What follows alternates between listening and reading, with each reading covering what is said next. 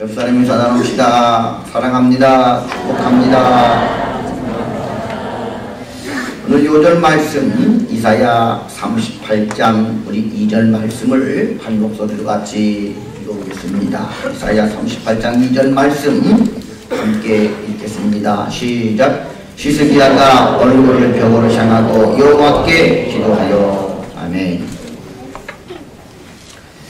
루이빌 의과대학 정신과 교수인 레노츠 박사가 신앙이 병들어갈 때라는 책을 썼습니다.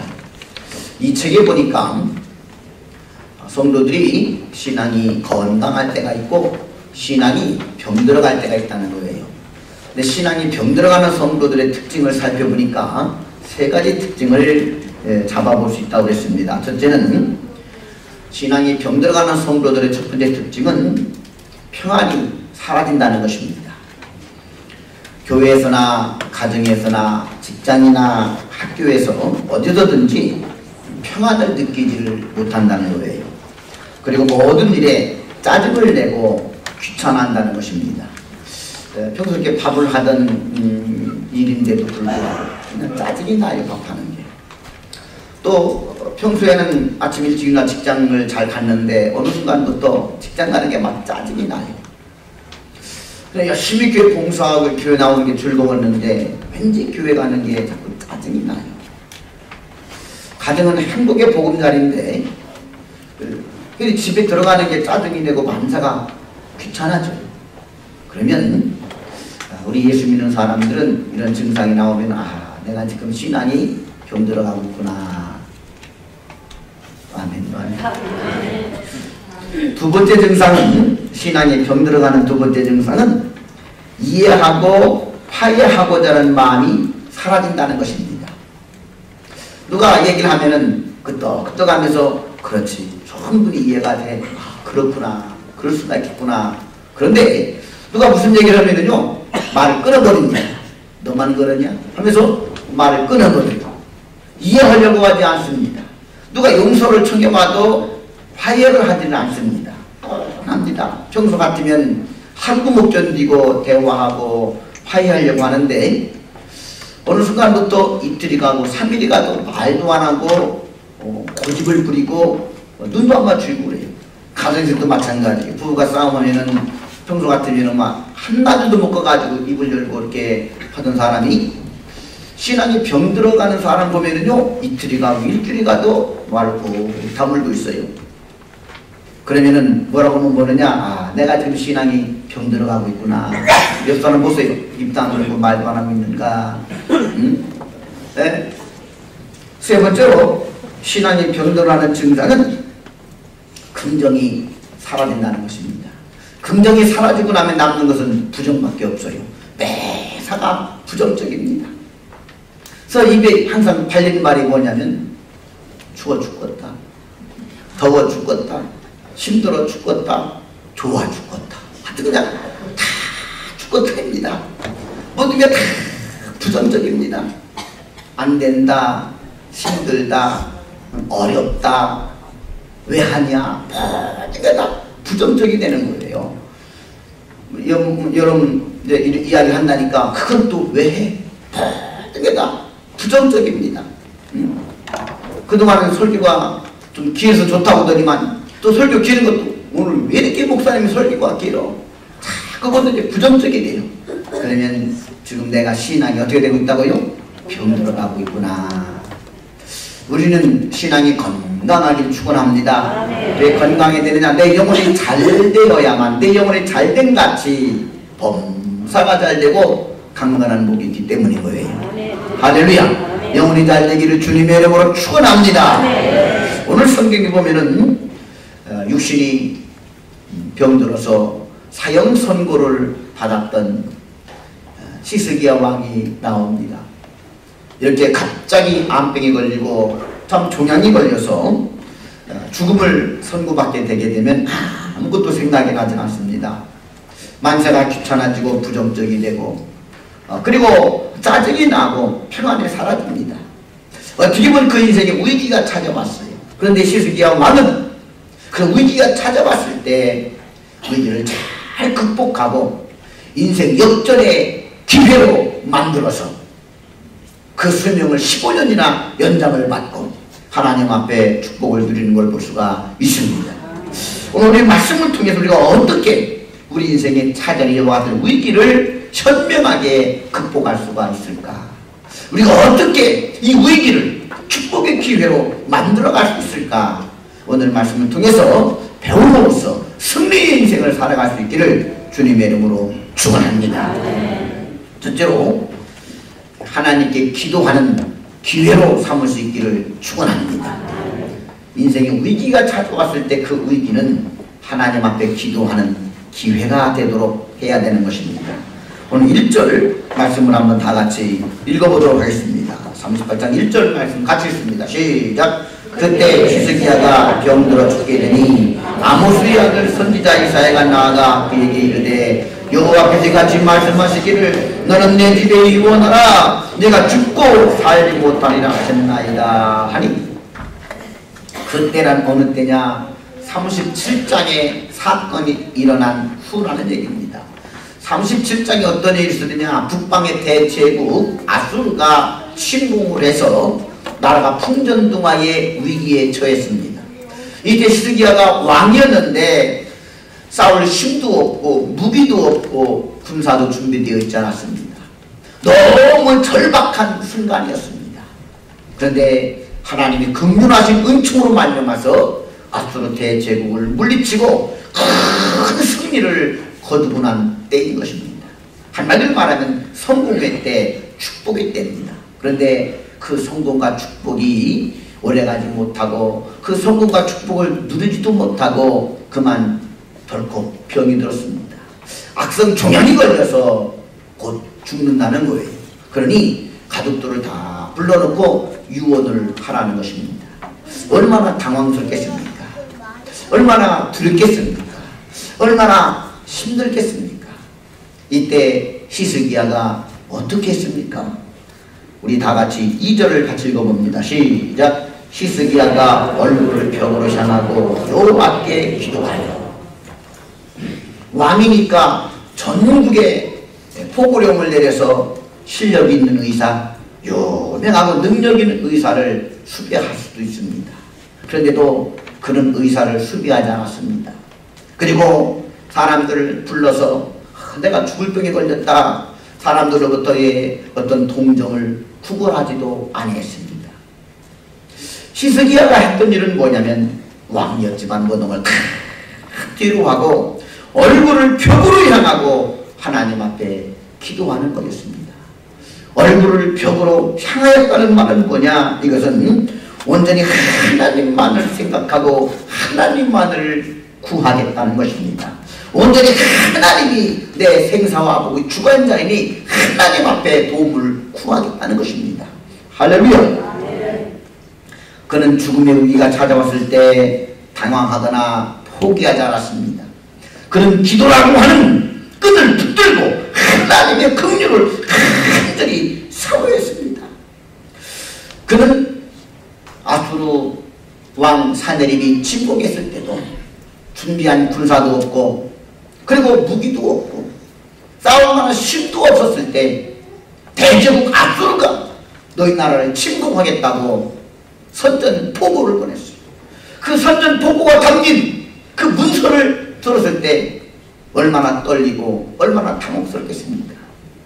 이때 히스기야 왕은 대소신료들을 불러놓고 어떻게 하면 좋겠느냐고 회의하지 않았습니다.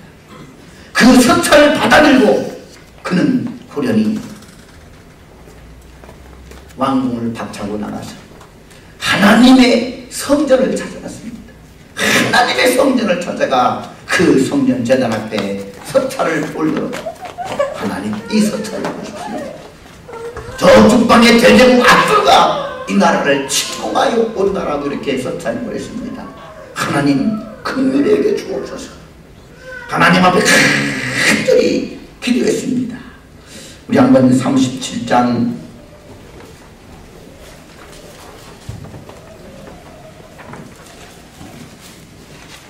14절 15절 같이 읽어보겠습니다.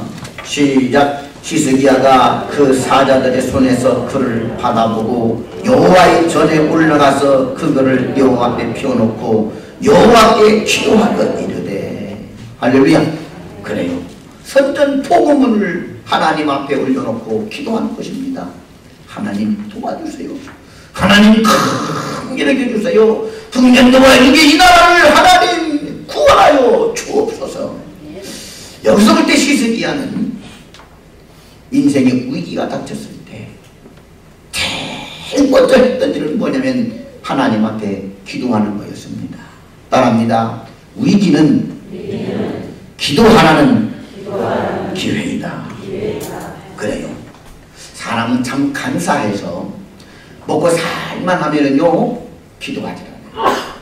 한 번은 제가 어느 권사님 신방 가서 그랬어요. 권사님 기도하러 나오셔야 되지요. 그랬더니 아이고 목사님 나는 기도할 게 없어요. 자식도 잘 되고 몸도 건강하고 아주 뭐 사는 게 뭐 그냥 그럭저럭 해요. 그렇게 뭐 밤에까지 나가서 기도할 게 없어요. 없어. 그래요. 사람은 참 간사합니다. 뭔가 다급한 게 없으면은요 위기가 안 찾아오면은요 기도를 안 해요. 그래서 하나님께서는 때로 우리들에게 위기를 주십니다. 할렐루야. 인생 위기를 주실 때는 뭐 하라는 것이냐? 사람 붙들고 동정을 구하라는 것도 아니고 하나님 앞에 나와서 무릎 꿇으라는 얘기지요. 할렐루야. 여러분들 인생 위기에 다가왔을 때 기도하는 기회로 삼을 수 있기를 주님의 이름으로 축원합니다. 기도는 두 가지 변화를 일으킵니다. 첫째는 모든 사건의 진행을 변화시켜서 환경을 변화시키고 그 사건을 중지시키는 힘이 있습니다. 병들은 죽어가는 것도 중지시키고 그 생명을 15년 연장시키는 능력이 있습니다. 또한 기도하게 되면은 기도하는 자의 마음을 변화시켜서 능력을 받게 해서 어떠한 환경도 이기고 나갈 수 있도록 힘을 주시는 것입니다. 예수님이 십자가에 못 박혔을 때 제자들은 원수들이 자기들까지도 죽일까봐 심히 근심하고 두려움에 떨고 스제자 베드로는 예수님을 부인하고 도망가기까지 했습니다. 부활하신 예수님을 목격하고서도 저들은 저 갈릴리 바다로 고기 잡고 갔습니다. 그러나 저들이 하나님 앞에 기도하기 시작했습니다. 그들이 하나님 앞에 기도할 때 오순절 날 성령이 저들에게 임하게 되고 그 성령을 받고 나자 저들의 두려움이 다 사라지고 근심과 염려가 사라지게 되고 죽을 것 같은 그와 같은 연약한 마음이 사라지게 되고 원수들이 있는 이 예루살렘에서 복음을 전하기 시작했습니다. 할렐루야.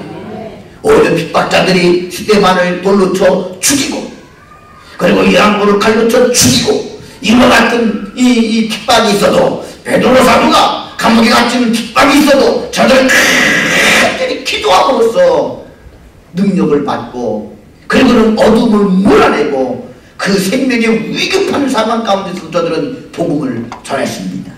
사람이 기도하게 되면은 그 심령이 강한 심령을 덧입게 되고 성령의 능력을 받게 되고 환경을 헤쳐나갈 수 있는 그와 같은 힘을 경험하게 되는 것입니다. 우리 사랑하는 성도 여러분, 여러분 인생의 위기가 닥쳐오게 되면 기도할 수 있기를 주님의 이름으로 축원합니다. 인생의 위기는 결코 특정인에게만 있는 것은 아닙니다. 사업하는 사람에게만 찾아오는 것도 아닙니다. 갓 태어난 어린아이에게도 위기가 찾아오고 가정주부에게도 위기가 찾아오고 공부하는 학생에게도 위기가 찾아옵니다. 세상 사람 누구나 겪는 보편적인 일입니다. 그런데 그 같은 보편적인 위기가 축복이 되는 것은 특별한 사람에게만 임하는 것입니다. 그 특별한 사람이 누구냐? 위기를 당했을 때 기도하는 사람인 것입니다. 할렐루야. 오늘 우리에게도 인생의 위기가 찾아왔습니까? 아니면 히스기야처럼 하나님의 문제를 해결하면 또 하나의 문제가 찾아와 거듭되는 삶의 위기에 있지는 않습니까? 아니면 지루한 장면과 같이 그 위기가 지금도 지속되고 있는 것은 아닙니까? 그렇다고 여러분 포기하지 마십시오. 끊임없이 하나님 앞에 기도할 수 있기를 주님의 이름으로 축원합니다.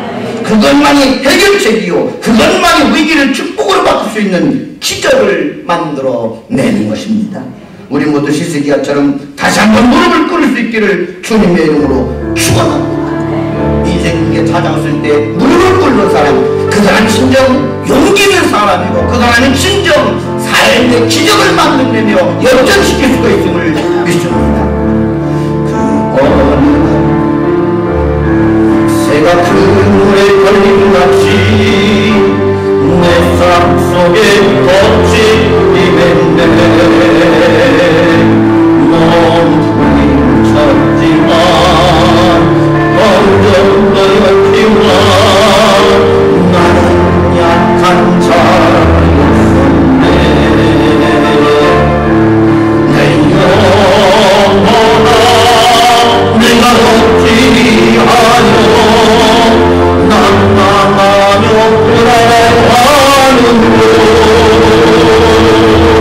너는 하나님을 바라봐 그의 물의 보심을 이내 내가 너희를 찬송하리라.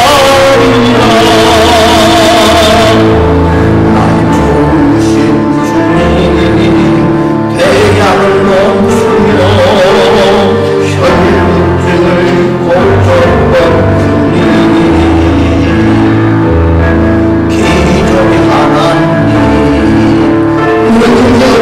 하나님, 그는 나를 고쳐주셨네. 아멘. 두 번째로 능력을 체험하는 기회로 삼을 수 있기를 바랍니다. 오늘 본문 말씀 7절과 8절을 보십시오. 하나님은 히스기야의 기도를 들으시고 생명을 15년 동안이나 연장해 주겠다고 말씀했습니다.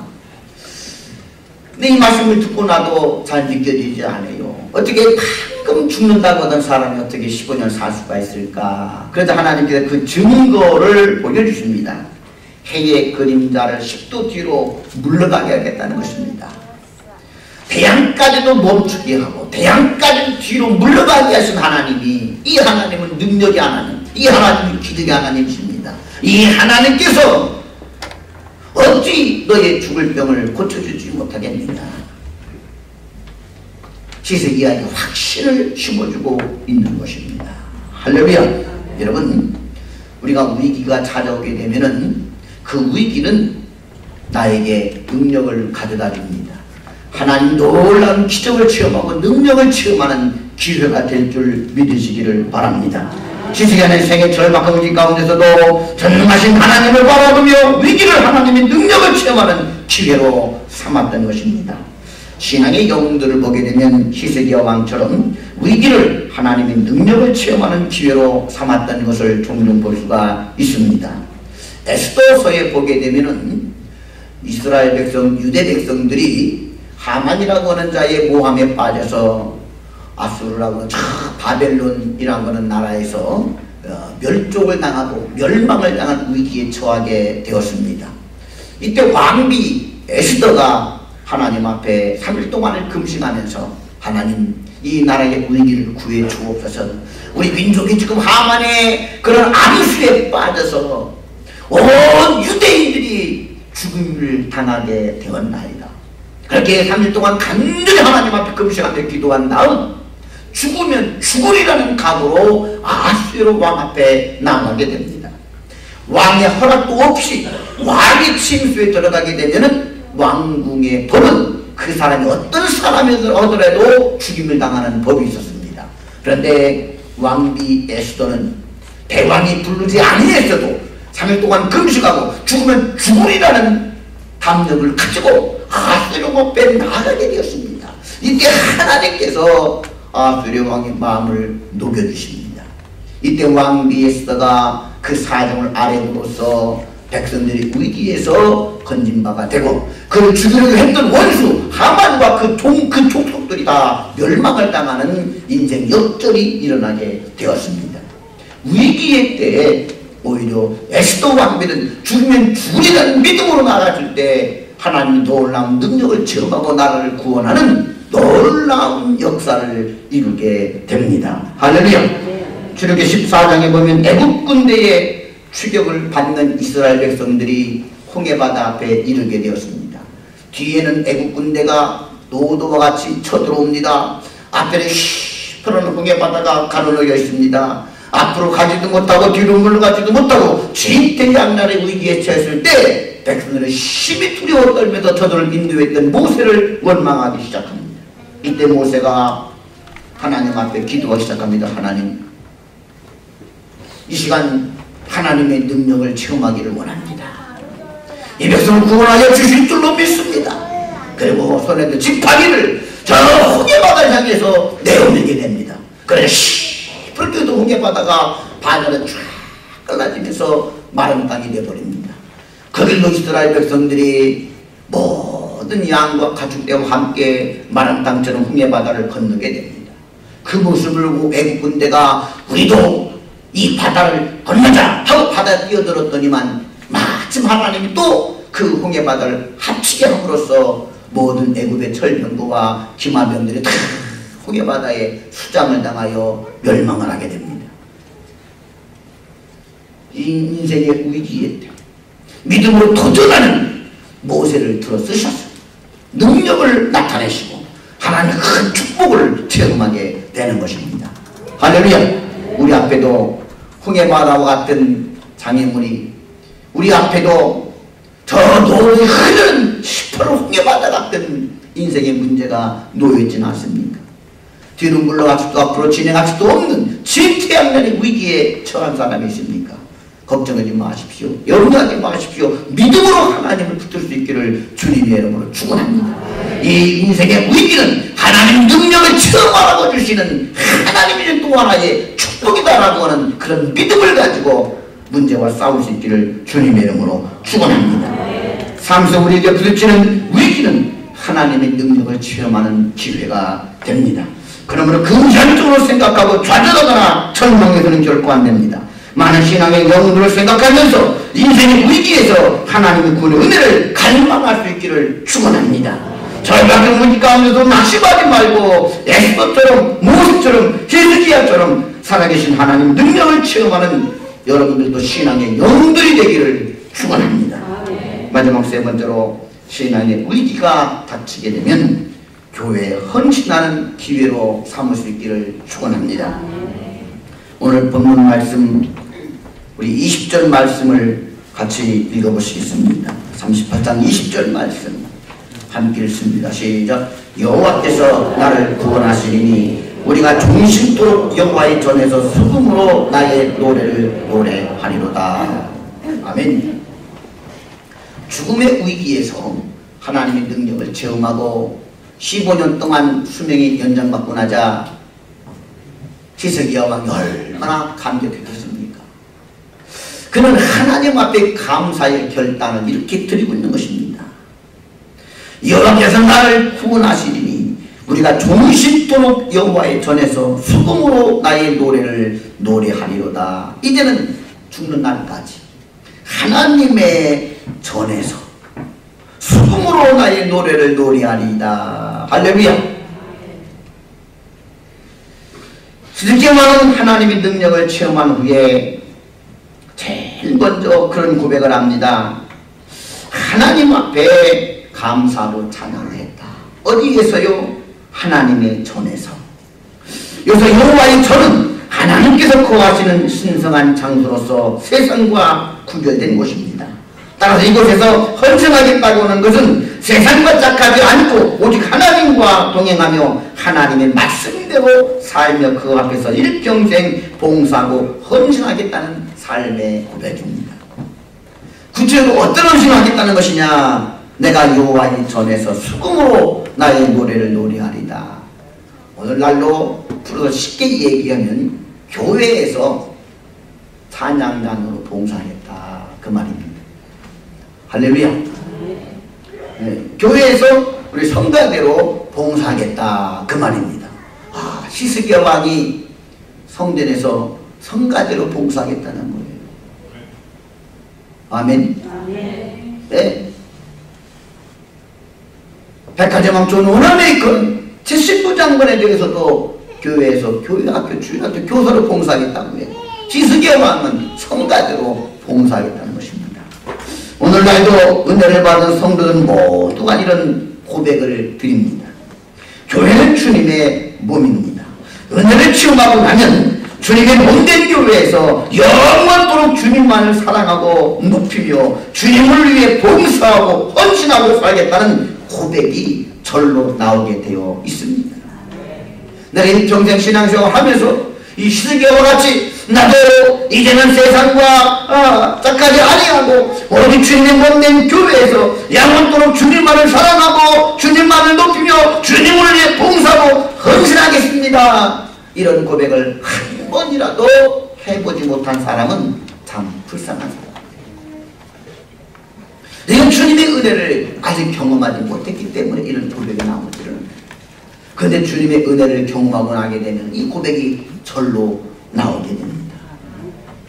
하나님은 우리로 하여금 우리를 통해서 처음 은혜를 받았을 때 그 감격의 눈물을 흘리며 교회에서 뜨겁게 주님을 섬기고 봉사하던 그 첫사랑을 회복하게 하십니다. 그러므로 위기를 만나면 자기 중심적인 삶에서 하나님 중심적인 헌신의 삶으로 방향을 전환해야 사는 역사가 있는 것입니다. 하나님은 종종 우리 인생의 삶의 위기를 주시는 이유가 있습니다. 삶의 위기를 허락하시는 뜻이 있습니다. 그 뜻이 뭐냐? 네가 혹시 주님의 은혜를 경험하고 내일 평생 참 주님 전에서 주님을 위해 헌신하겠다고 네가 결심했는데 네가 지금 그 결심대로 살고 있느냐? 네가 지금 신앙에 병들어서 모든 것에 감사도 없고 늘 불평하며 그리고 부정적이진 않느냐? 늘 짜증내며 내 속에 화평이 없지 않느냐? 이제는 네가 그 열정을 회복할 때가 되지 않느냐?